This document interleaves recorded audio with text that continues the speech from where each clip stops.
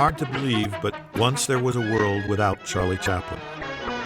Then one day in 1914, a strange new face and form emerged from the crowd.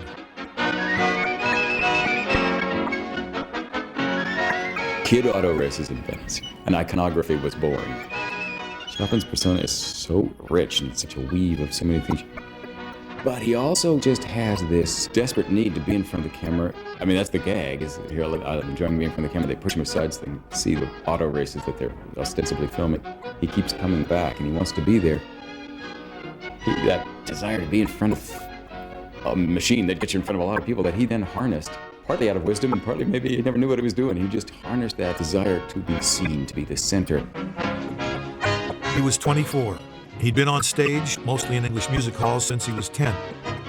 Max Sennett hired him for the movies out of Fred Carnell's company, then touring America, for $150 a week. This was his third film, the second to be released, but the first in which he appeared in his immortal tramp costume. Chaplin always said he improvised it on the spot using clothing he found lying around the studio. In the next 3 years, Chaplin would make 62 short films, writing and directing the last 26 himself. By 1917, he was becoming, thanks to this new universal medium, the greatest comic icon the world had ever known. The films were fast, funny, seemingly casual, yet ever more complex in construction. But the icon was still in search of the iconographic sequences that would define his genius. They would come to him in the years ahead, slowly, often enough painfully, amid the distractions of being the most famous man in the world. He always felt the pressure to do more. He would feel the need to speak to the yearning human heart. He would feel the need to speak from his own heart about the dehumanization of labor in modern times, or about the looming threat of fascism personified by a monster who bore an uncanny resemblance, which everyone noticed, to his own beloved tramp. Yet always there was the terrible need to be as funny as ever, to command the audience's laughter, its affectionate delight. And yes, its most basic sentiments as well. The pressures were relentless, all-consuming, and to the still youthful Chaplin of The Kid, not yet fully imaginable. Walk up, I'm the greatest show on earth. Walk up, and get your money's worth. See, Phyllis. 31 years after The Kid, Chaplin made Limelight. It was set in 1914, the year he made his first movie, and the year World War I blew away the Edwardian world in which he was raised and knew his first success. It's about a famous comedian whose once simple, perfect rapport with his audience has been lost.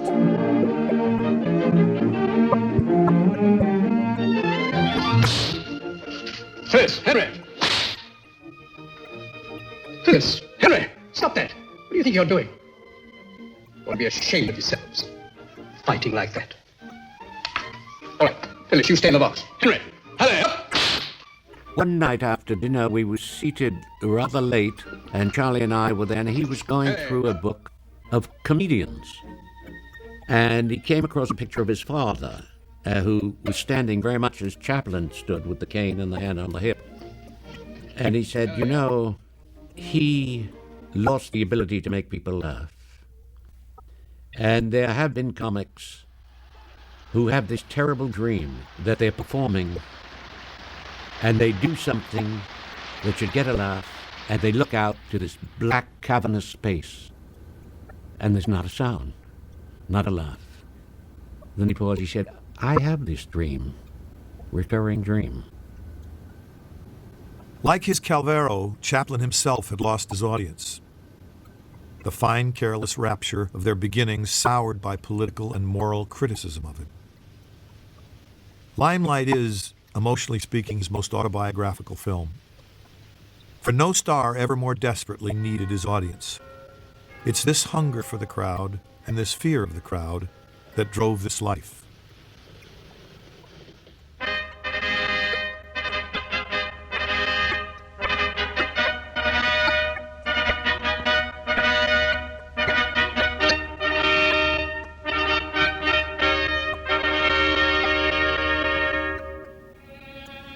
You can draw a caricature of Chaplin with just a couple of brushstrokes and you know who you're alluding to. The graphic of his body was just so arresting. And he was a smart guy. He had dark hair, he darkened his eyebrows, put that mustache on there, that hat framed things, choosing of big shoes pointing outward. The body was always a shape that you could identify. In the Bronx, when I was very much into the breakdance scene, you'd meet a young kid who might not be able to describe Chaplin to you, but he had a step that called it Charlie. And it was, it was obviously taken from Chaplin. I think it's in our cultural heritage, whether we're conscious of him or not. Limelight was not Chaplin's first filmed evocation of his music hall past. In 1915, he recreated his great Carnot success, Mumming Birds, on film. For the movie, he invented a second character for himself to play, a tipsy, touchy citizen of the balcony, quick to register his displeasure with the performance. If Chaplin feared the audience's indifference, he equally feared its volatility, which this figure personified. The music hall audience was a tough one. This movie only slightly exaggerates the disdain it could instantly mobilize. For Carnot, Chaplin had played the equally tipsy swell in the box, whose need to dominate the stage matched Chaplin's. The thing I remember from his autobiography is the extraordinary account. He's like 5 or 6, I think. And he goes on really when his mother cracks up, breaks down on stage. And his mother had been a performer of some reputation. And the way he describes it, it isn't simply that he goes on to rescue his mother, although I think that was part of it. There's almost the rivalry with the mother. And there's almost that feeling that performance is the emotional core of the man. In theaters, Chaplin won admirers, a few hundred at a time over many months. The movies offered him audiences in their millions over just a few weeks. But the demand for fresh new material was relentless and cruel.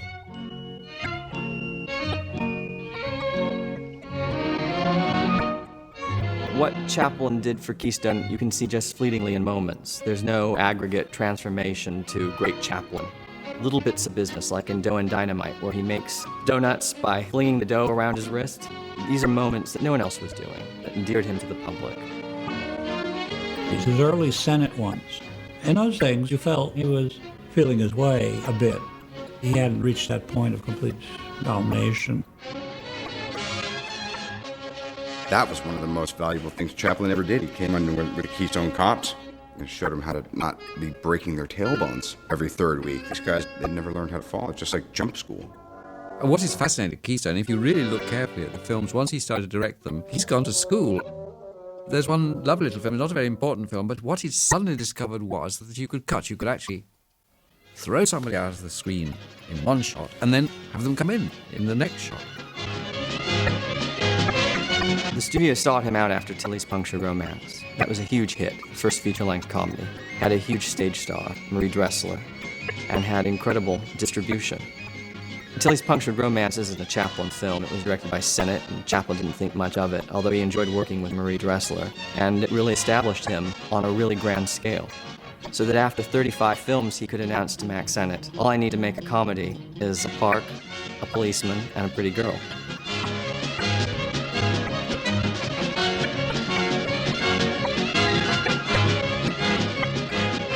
The public had begun to notice Chaplin even before Tilly. He was on his way, first to George Spoor and Bronco Billy Anderson's S&A company, $12.50 a week and a $10,000 bonus. Tramps were everywhere in show business at the turn of the last century. There were tramp comics, jugglers, singers, mildly discomforting outsiders to the middle-class audience.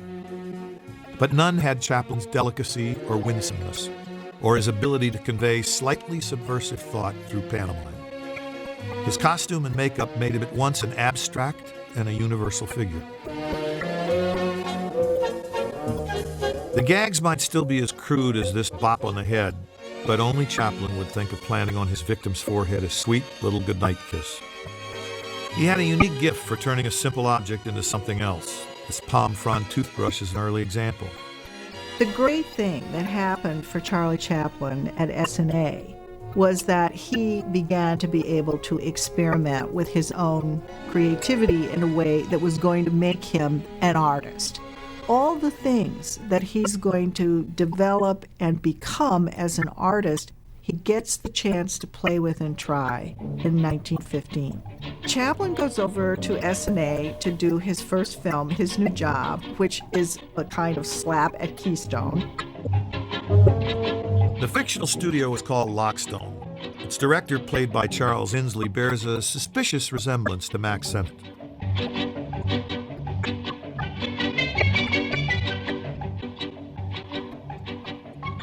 Chaplin wasn't always the tramp. A woman was not the first time he played quite fetchingly in drag. We're going to have the cutting into medium when something is needed.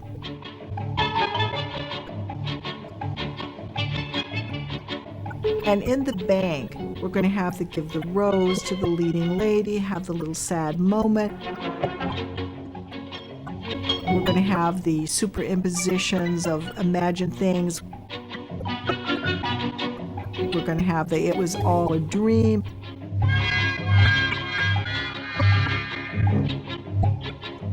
And in work, there's this astonishing image of him pulling a big cart with one big man riding in it up a lonely, bleak hill. And you look at this and you think, where are we here? Are we in an Ingmar Bergman movie? In A Night Out, you see these two playing drunks. Absolute perfection. The whole thing is, we're drunk. We must not fall down, however. He's working with Ben Turpin as a unit. The two of them physically are paired impeccably. So here's Chaplin able to come over, get a new job at a new place, define himself comically, and use another chosen comic actor who perfectly suits what he wants to do. I love the SNAs because they're so completely and utterly street comedies. In By the Sea, he and his adversary are busy on the beach, socking one another, falling down.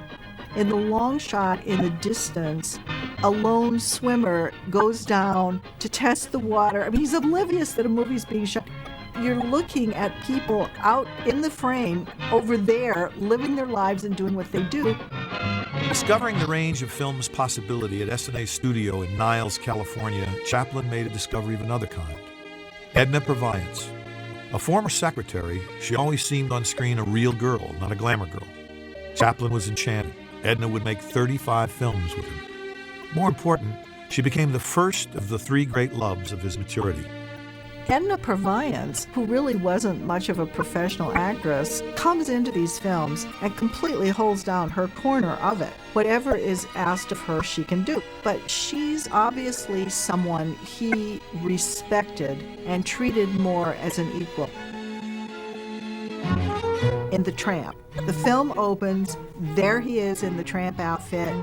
He's on a lonely road. He's doing his little waddle down the road. You see the prototypical Charlie Chaplin. This is recognizably who we accept as the Chaplin image.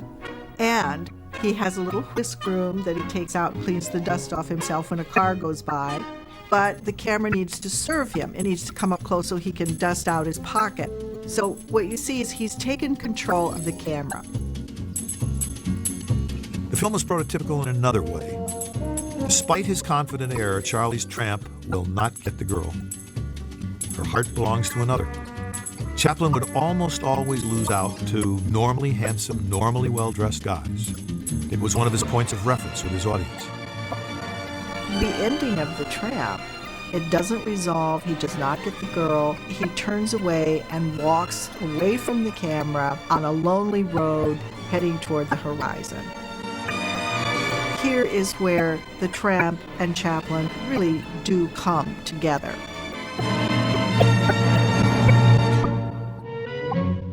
There was another coming together in those years, a reunion with his beloved half-brother Sidney. He's the patron at the bar in this Sennett comedy. Chaplin helped get him a contract with the studio. A star in the English movie halls, he was an adept movie comedian. In one sentence, I'll tell you about the elder Sidney. Charlie said about him, He was never impressed by anything. Not certainly by the men in suits from the Mutual Film Corporation. Sidney helped Chaplin get a raise to $10,000 a week, plus a signing bonus of $150,000. His 12 Mutual films of 1916 and 1917 contain his first truly immortal gags, like the escalator sequence from the first of them, The Floor Walker. We sometimes forget the risks the silent comedians ran as they courted our laughter. There are no nets available to the firemen, but this thrill sequence was only a beginning for Chaplin. What's truly wonderful about his Mutual films is the ever-increasing length, intricacy, and subtlety of his gag sequences. This man had skill, unimaginable skill. He was a superhero. He was the most endearing superhero you could ever want to watch. 1 a.m., which is 18 minutes, the whole short, with a guy just trying to get into his bed. If you took a performer and that was the only thing they ever did, that would be enough. And that he did it again and again and again and innovated, and I mean, you know. You know, in the 80s, I was thinking about Chaplin a lot, and I talked to a video store guy, and he said, oh, you can put anything on the monitor in the window and people will pass by. If you put Chaplin, people will stop.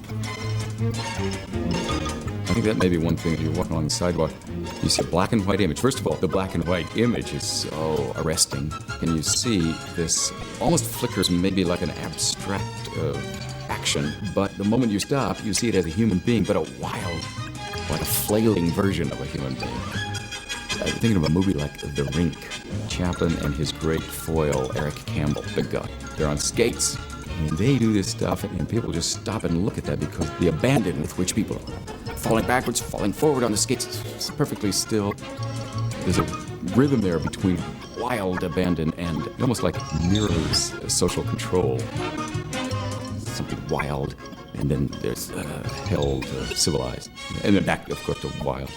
Chaplin the Tramp, he tried to keep up appearances. He never settled back to be slovenly and tramp-like.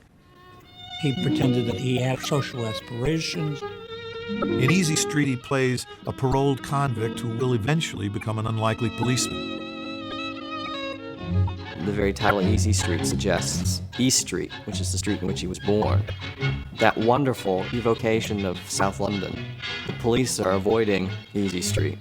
And it takes a tramp to clean up the violence. It takes one of them to clean it up. As the cop, he tries to subdue the bully, and he uses his truncheon to hit him on the head. And he hits him and hits him and hits him. No effect. It's like a nightmare.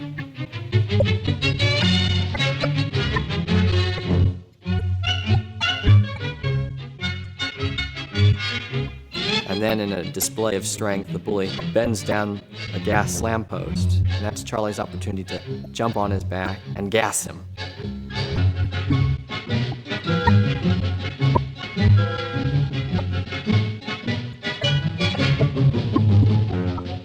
This set design, one street crossed by another to form a T, was based on a street where Chaplin had lived as a boy. He would use the design in many pictures. Memories of London's East End scored every aspect of his work. It's as great as it was years ago. I mean, it's just a wonderful, wonderful short. And because it'll always be funny. It'll be funny 1,000 years from now. In 1916, the press reported a nationwide Chaplin impulse, or celebrity craze. It didn't comment on some of the very odd impulses that moved his character. There's an exquisite, ladylike daintiness to him very often. And I think that women, in one way, appeal to him for that way of moving, that rather hesitant, fluttery way of moving. He does it a lot. He simpers. I don't think Chaplin was a simperer in real life, but he was fascinated by this sort of little coy shake of the head as a seductive measure. I'm not even sure women really act like that. Certainly uncomplicated Edna didn't. She was, just then, very much a part of his happiness. Never thereafter would Chaplin's life be as uncomplicated as it was during his year with Mutual. They did love each other dearly, and there was a motherly quality, along with her luminous beauty, that attracted Chaplin to Edna. I think she was placid and a calming force, as opposed to his rather demanding and high-energized personality. The relationship with Edna Vines is something very interesting in his life. Obviously, Edna meant a great deal to him. She must have been an enchanting woman. I think that this satisfied something in him very much. They did have a very close and passionate relationship for 2 or 3 years. The women always became jealous of the work because when he was working, he didn't have time for anybody or anything. Every woman in his life became a little bit jealous of the work. And probably Edna did, and she had a flirtation. And this was too much for Charlie. Things went wrong after that. Things were still going right for them when Chaplin made The Immigrant in 1917. It was often broadly funny, yet also one of his most complex films to date. It would sympathetically take up an issue that had troubled America for years, the tidal wave of lower-class European immigration. What other film at the time do you have where half the film is set on an immigrant boat? And certainly it's a comic view of it, but it is about immigration. It was as well an innocently romantic film. The line was, we don't like this going after the girl and mooning after women. We don't like that Chaplin. We like the Chaplin of the earlier shorts. Well, they say the same thing about Woody Allen. It lingers in your mind with the character, the tramp, the little tramp, is the sweetness, that sweetness, that innocence, that purity. But at the same time, there is that other side, that rascal.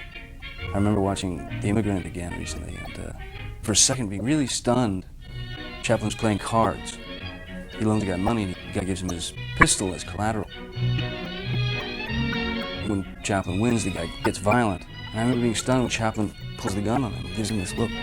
Hey, just for that second. And then he immediately goes back to this pure being, this innocent thing.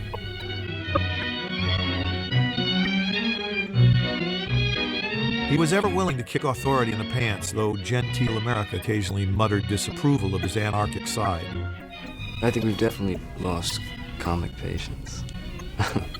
Everything needs to be now. And what those guys did, what Chaplin was, milk a gag and really stretch it out and really draw it out. Even if you knew what the result was going to be, it was still hilarious.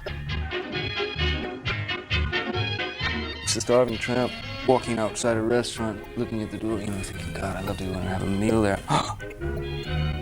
Picks up the coin on the ground, dumps it in his pocket, heads towards the restaurant, ding, it hits the ground. He goes inside, has his meal. Some guy walks in holding the coin that he dropped. That gag lasts for, 7, 8 minutes, and you're there. You can't take your eyes off him. You need more than comedy, more than laughs to make a feature film. A feature film has to have some kind of an emotional string to it. Chaplin called it his favorite two-reeler, and in fact, in one of his later books, he said that The Immigrant touched him more than any other film he made. He liked the ending in particular, that these two young immigrants getting married on a doleful rainy day. He thought that was very poetic. I frankly prefer the longer, more ambitious Chaplin films, even to the funniest of the early films. Comedy transposition, the idea of one thing suggests another, was not unique to Chaplin, but it was one of his great gifts. And The Pawn Shop is a great example of that, where as a pawnbroker's assistant, he's asked to look at an alarm clock. And of course, in his hands, he becomes the doctor and the clock becomes his patient. Late, middle, early Chaplin, his gift for transforming one object into another remained central to his comic genius. These transformations, deliberate manipulations of our perceptions of the real, were also central to modernity, with its fluid, ever-changing definitions of what constitutes reality. This idea of transformation goes back right to the start. I can't quite think where it comes from. It's quite obviously that everything he looked at suggested the possibility of something else. My favourite one is the one where he has to move a whole heap of bentwood chairs, and so he puts them all on his back and he suddenly becomes a hedgehog. I just think that's wonderful. He could certainly bring things to life, bring something inanimate and static and give it life, give it some kind of movement and life, and that was certainly a great gift that he had. Old-fashioned man that he was, Chaplin would have denied being a surrealist, but unconsciously, that's what he was. Who else would have thought of turning a massage into a wrestling match? Or a fire engine into a cappuccino machine? All that is solid melts into air, Karl Marx said. In Chaplin, all that seems solid melts into something else. Of his many gifts, this one is among his most enduring and endearing. Sophisticated visions converted into playful, childlike action. Skeptical Sidney was one of Charlie's perfect comic foils, but he remained even better at business. His year at Mutual Ending, Chaplin received an attractive overture from First National. This time, the Chaplins had a very firm ideal in mind. They asked him to come to New York to negotiate a deal. And so he got on the train with Sidney, who was going to do the negotiating for him. And he said to Sidney, all right, Sidney, you go in, you negotiate, and I want $1 million. Sidney said, all right. Now, as for you, if you're going to play your violin, you got to stay in the bathroom and play because it's terrible. So Charlie went in the bathroom, stood in the tub empty of water, and played his violin to soothe himself while Sidney went down the corridor. He came back, and he said, Charlie, they're offering $500,000. Charlie said, we're not going to even talk to him about that. You got to go back. He went back, $600,000. You got to go back. He went back. And finally he came back, and he said, Charlie, they've come up to $750,000 and not a nickel more. And Charlie, bowing away, said, tell them I'm an artist. I know nothing about money. All I know is I want $1 million. And Sidney went back, and he came running back in. He said, Charlie, throw away your violin, get yourself a bull fiddle, you got $1 million. Almost immediately, he began building his own studio amidst the citrus groves of La Brea Avenue. Chaplin created this time-lapse sequence for a promotional short. His dream studio took the form of a poor English lad's dream of luxury, suburban London facades. Think of it. In a matter of 3 years, Charles Spencer Chaplin, age 28, had become a millionaire and one of the world's most famous people. Most important to him, his First National deal granted him absolute control over his films and his own destiny. In all of movie history, no rise was ever more meteoric than his. He had to give them the performance because he knew better than anyone what he wanted and what he needed from the actor, and the best way to do it was to show. And I don't think this is very much different from what an actor-manager did in the English music halls. This is standard practice of what Chaplin knew. The actor was also the director. Chaplin was not necessarily a terribly articulate man. He was just a Cockney lad. And I think he had trouble with words, particularly in his early days.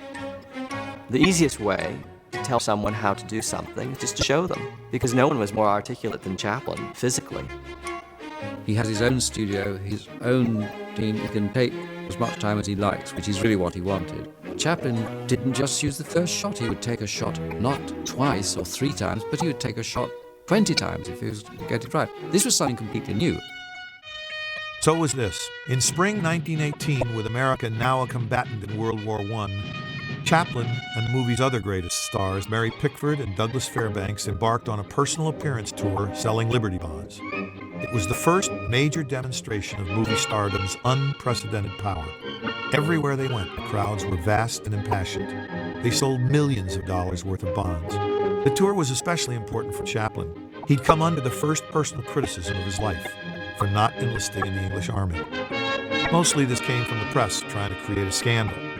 Chaplin professed his willingness to serve, but the British government knew he was infinitely more valuable raising money for the war effort. The Liberty Loan adventure proved that. But this was the first mild controversy of a life that would eventually be plagued, occasionally dominated by them. Later that year, he made this short promoting another Liberty Loan drive. Sid Chaplin played the hapless Kaiser.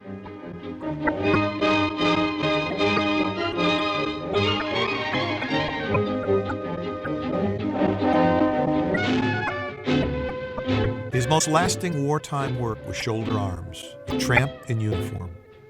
He'd always been a brave little guy, but he'd never been tested on such a huge and tragic field. The spirit was willing, maybe a little too much so. Chaplin began production of Shoulder Arms while the First World War was being fought, and many in the Hollywood community were persuading him not to do it. But Chaplin went on with it, trusting his own artistic instincts. But he had doubts. He was unsure of the result. But when the film was released, it was a huge hit. In fact, it was one of the most popular films of the entire First World War period. The picture was released just weeks before the armistice, so it didn't do much for morale. But the movie proved especially popular with returning doughboys. They thought it caught, humorously, something of the horror and absurdity of trench warfare. Capturing a large enemy group, the tramp becomes an unlikely hero, but his treatment of the aristocratic officer aligns him with the common people of both sides.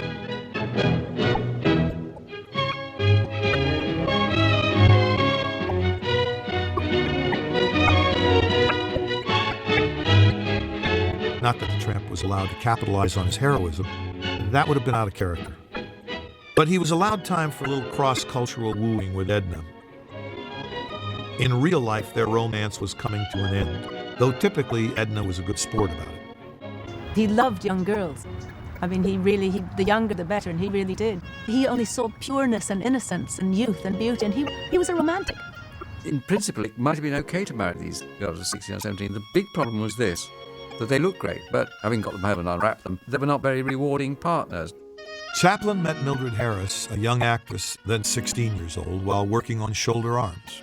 Seen here in Cecil B. DeMille's Fool's Paradise, she convinced him, falsely, that she was pregnant, and he married her 3 days after his film's release. They were never happy together, and a portion of the public was not happy thinking of Chaplin with a child bride. In the summer of 1919, however, she delivered a baby, who died 3 days later. Chaplin's personal anguish was reflected in his blocked creative life at the time. It's remarkable that Chaplin always made what he wanted and put his own money behind it and would do it and do it and do it until he got it right. I mean, he was Kubrick before Kubrick, and Kubrick didn't use his own money. That megalomaniac sense of I've got a vision, although actually maybe I'm not seeing it yet, but I'll see it when it's there. I'll know it when I see it. And let's shoot for a year, which really is not an exaggeration in some cases, until we get it. That's crazy.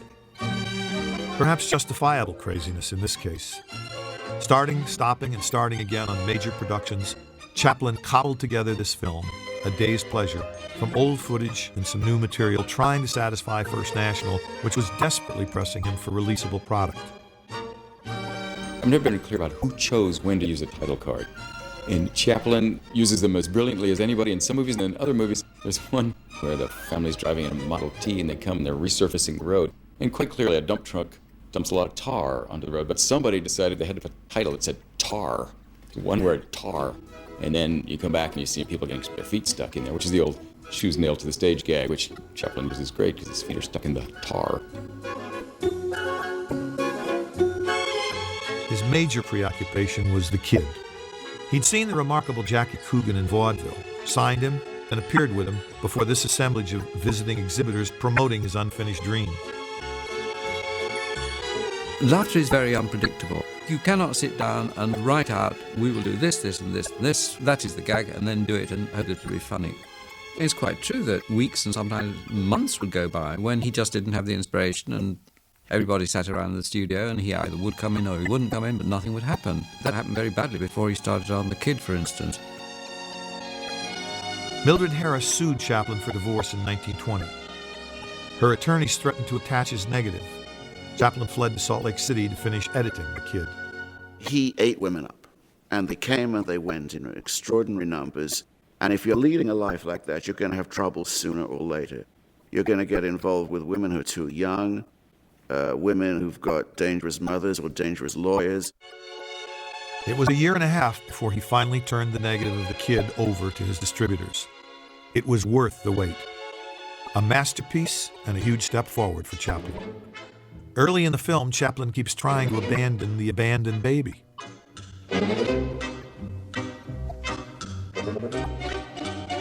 He injected within something, such as The Kid, a truth, a poignancy, which was just magical.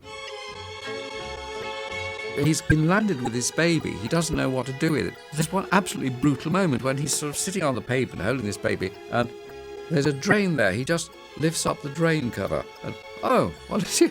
Is he going to drop the baby down the drain? They're passing thoughts. Thoughts flit through his head, but he gets them over to the audience.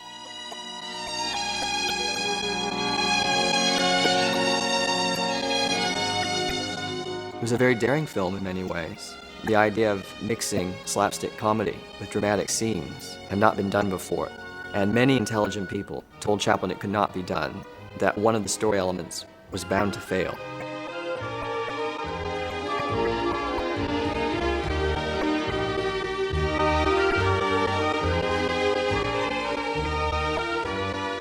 And the performance that he created, Jackie, miraculous piece of cinema, acting and relationship. Jackie Coogan in that film, that was his greatest co-star. The reason being that Coogan was so malleable. I mean, he was the perfect Chaplin actor who could just repeat and do exactly what Chaplin would show him to do. Including stealing quarters from the gas meter. The Kid was Chaplin's most directly autobiographical film.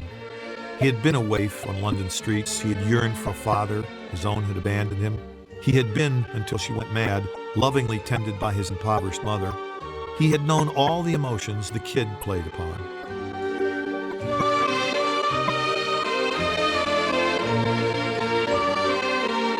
In the autobiography, he talks about that he was not very healthy as a little boy, and his mother would sit at the window when he was in bed sick, and she would just describe everything that went on outside and imitate it and say, and now there's this man, and she would imitate the man, and there's this little boy, and there's this woman, and she would just tell stories about what was going on outside.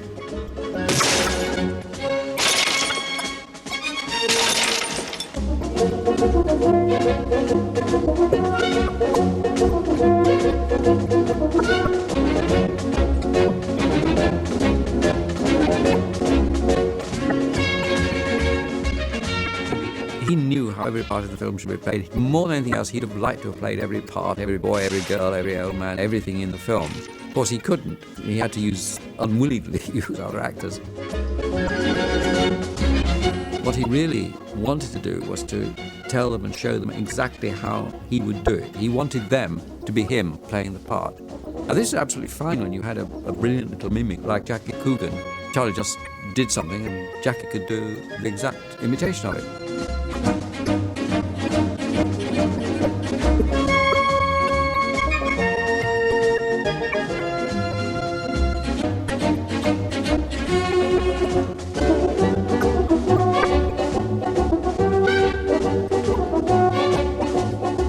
By a strange chance, I saw The Kid last night, and I am once again convinced it is his best work.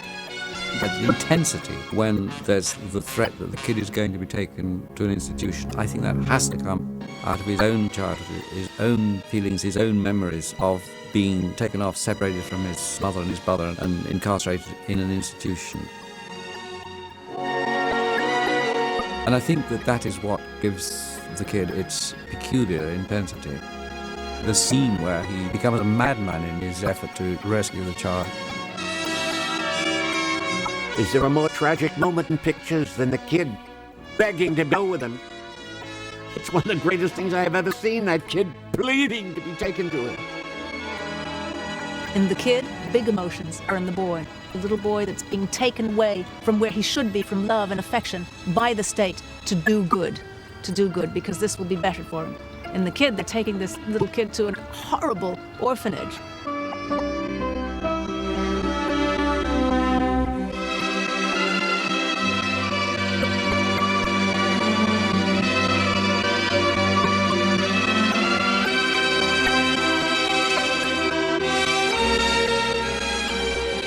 He was taken away from his mother and put in the Lambeth workhouse at the age of 7. He was taken away from his mother. It's so terrible. He ends in it, and they were in the workhouse. He knows what it is, that wrenching, being pulled away. Why? Because their mother was in no fit mental state, and the father had disappeared, and they were destitute. Charles Chaplin Sr. had been a headliner until he succumbed to drink. All his life, his son abhorred alcohol. When they really hit rock bottom, then the only recourse was to go to the workhouse, which was the place for the destitute of this parish. Not much of it remains. And what there is of it is blackened over by 100 years of London soot. After becoming a star, Chaplin supported his mother in a London asylum and eventually brought her to America, but he largely avoided her. Both his parents had lost control of their lives to the irrational forces he deeply feared. Meantime, while still fulfilling his first national contract, Chaplin, with D.W. Griffith, Mary Pickford, and Douglas Fairbanks, created United Artists. They would now have full ownership of their films. The plan had been hatched on the Liberty Loan tour. Ever the performer, Chaplin donned costume and makeup for the newsreel cameraman. Despite these affectionate poses, Chaplin and Pickford were often at odds within the company. But her husband, famously athletic Doug Fairbanks, was Chaplin's closest and obviously most supportive friend. Doug and Mary saw Chaplin off for London in 1921. It was his first trip home since leaving on the Carnot American tour in 1912. As he set sail, Chaplin had no idea of what was awaiting him in his native country. As the SS Olympic sailed eastward, a relaxed Chaplin supervised a shipboard contest aimed at discovering his best imitator. Hundreds of such contests were going on all over America at the time. One of their winners was the 6-year-old Milton Berle. The Olympic docked at Southampton on September 9th. The mobs greeting him were without precedent. It was a repeat of the Liberty Loan tour, but now raised to flashpoint. Until these mobs emerged to meet Chaplin, no one had quite imagined how movie stardom had upped the stakes in the celebrity game. So how did that affect him? I think he always fought to keep his integrity, and part of his fighting things too was fighting himself, fighting to keep his humanity in the face of this enormous fame he had. Keeping your humanity, it's celebrity's most basic issue. For the rest of his life, even when he was an old man in exile, Chaplin would have to contend with mass adoration whenever he went out in public. It does something to a man. Chaplin sneaked away from his hotel to visit the scenes of his childhood, as he always would whenever he returned to London. A friend, the writer Thomas Burke, once said of Chaplin that he needed London as an actor needs a script. This pub had once been owned by his uncle. It was here that he observed an aged retainer, Rummy Banks, a horseholder, doing the toes-out walk that Chaplin would make the most famous aspect of his tramp character. He returned, too, to the humble flats he'd once shared with his mother and brother. This was once a pickle factory, the stench of which he never got out of his nostrils. The Chaplins lived hard by it in this little street. On this trip, Chaplin was also tumultuously welcomed in Paris and Berlin, where he experienced something of their decadent, aristocratic life. He returned to America determined to put it on screen. Chaplin also wanted to give Edna a great role, one that would help her build a career independent of him. When A Woman in Paris came out, it had the biggest critical reception practically of any silent film. I mean, the critics said it was absolutely great. The audience just stayed away. It was Chaplin's first failure, and this was because he wasn't in it. It was a terrible miscalculation to have a Chaplin film without Chaplin. I think there are probably two reasons for this. One was certainly that he was determined to try to help Edna to give her a new career as a dramatic actress. And obviously she was going to look much better if he held back and was not there to... If Charlie Chaplin was in the film, nobody would say anybody but Charlie Chaplin. I think it was also just he wanted to try himself to see if he could make a dramatic film and not be a part of it in performance. He does this tiny little piece. He's unbilled and he's a porter, he carries a trunk. There are actually reviews from the time where people hadn't known it was Chaplin, but they picked out this little comic moment. Probably the film would have done immensely better if Chaplin had taken his name off it. You do feel it when certain aspects are just rejected and say, you are only meant to do this sort of thing. That's it. We'll only go to see a film by you if you're in it. We don't care about how beautifully you compose the frame. We don't care about the sumptuousness of the decor. It's detail. And let it go from that detail out. And that is what you see in Woman of Paris. It's the detail. And they always say, well, it's in the details. Well, that's a cliche, but it's true. Just the scene in the kitchen in the beginning. It has a lot to do with the smell of the game. Why is this elaborate thing going on in the kitchen? But you get a sense of it. You get a sense of how the people lived because of that.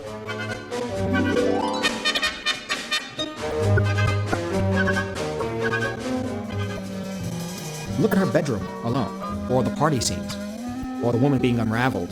You know, it really is extraordinary. He cuts to the guy. The cloth is being unraveled from the left of the frame to the right around him. The sense of decadence, the sense of eroticism in the film is very strong.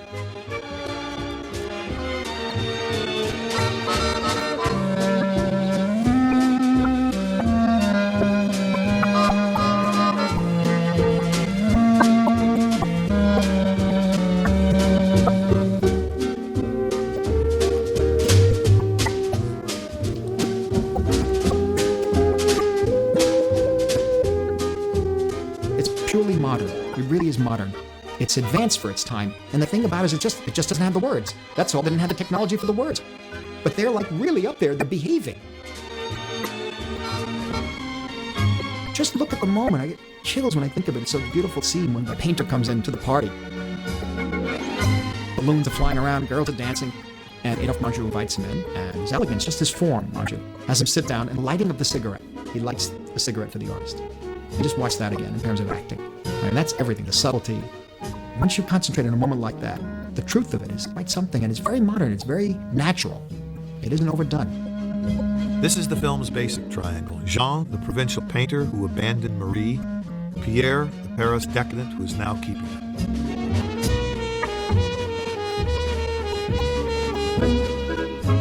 Another scene in that film which is fascinating is when the artist is telling his mother it was just a moment of weakness. Just a moment of weakness. And she comes in and she hears them say that. And it's a shot on her back. And you could see the reaction it has on her body. She doesn't move. The camera doesn't cut to a tighter shot of her or anything. But you feel all of that. And she holds for a very long time before she turns.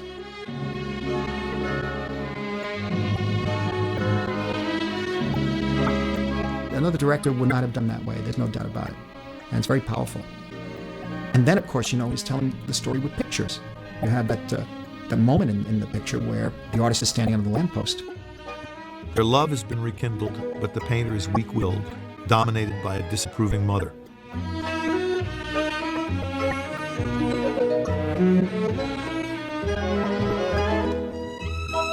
And there's a slow fade out on him, and you know it's going to begin. It's going to take it now to a tragic turn. He doesn't stop there, though. It's a slow fade out on his face, and he's just left glowing a little bit. And then it cuts to a series of shots that are irises. Edna in bed, and it's an iris. The mother, and you just know that now everything's in place, and we're ready to go because the final scene is coming. There's a calmness about it that is terrifying, because you know it's going to go badly. And it's all very objective, putting everybody in place until you have that great moment where the mother takes the gun, and she's like something out of mythology. This black, this black veil and a dress blowing in the wind. Jean has killed himself. His mother wants to avenge him, but discovering Marie weeping over him makes her relent. And first you think she's going to shoot her. She doesn't. There's no close-up, but it's very moving. But I tell you, Woman of Paris on a big screen must have been powerful, very powerful. The film's great concluding irony.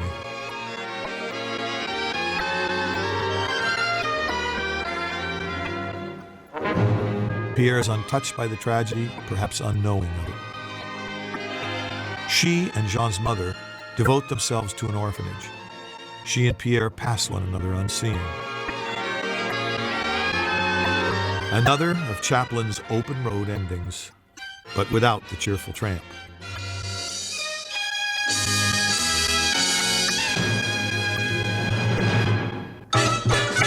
Since 1915, the public had been encouraged toward total adoration of Chaplin's image. You could see him in animated cartoons or in the comic strips. Or you could buy a Chaplin toy or game. The tramp was ubiquitous and inescapable. Everywhere you turned, there he was, a sweet, slightly befuddled little fellow. It was the first great multimedia merchandising barrage. Chaplin in those days loved his fame in quite an uncomplicated way. Everyone who was anyone visited Chaplin at his studio when they visited Los Angeles. He was always on. The camera was always present. If he loved playing the tramp, he loved at least as much his role as a world-class celebrity. Thomas Burke again, he lives only in a role and he is lost without it. But he was also the great god Pan, a famous or notorious womanizer. I think falling in love with Chaplin probably was a great, great moment. There are moments in his films where he sees the girl and he sort of swoons. I think he did it in real life, which is wonderful and romantic and attractive and pretty, except that he probably does it 3 or 4 times a day, and that requires an endless supply. In his Show People cameo for King Vidor, the joke is the world's most famous man is unrecognized in real life. The unimpressed girl is Marion Davies, William Randolph Hearst's mistress and one of Chaplin's lovers as well.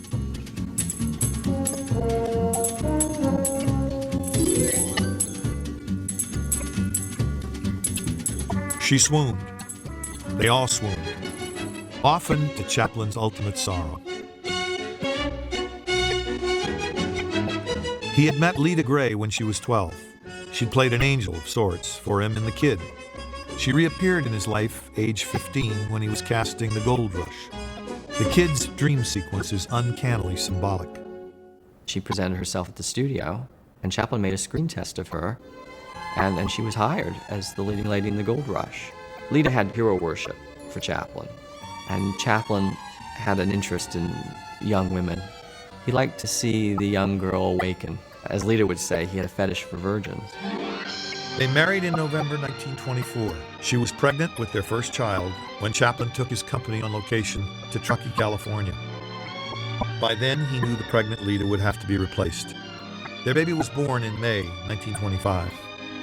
Chaplin knew very well what he has to show the audiences, where he's making films in the environment which is known to us from everyday life, he doesn't need to show you much.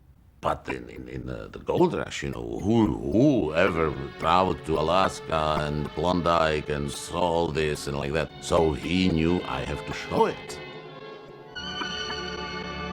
In Truckee, Chaplin made the most spectacular sequence of his career. It involved 600 extras. Curiously, the man famous for his obsessive retakes did the entire piece in a single day. But Truckee was a brutal and uncontrollable location.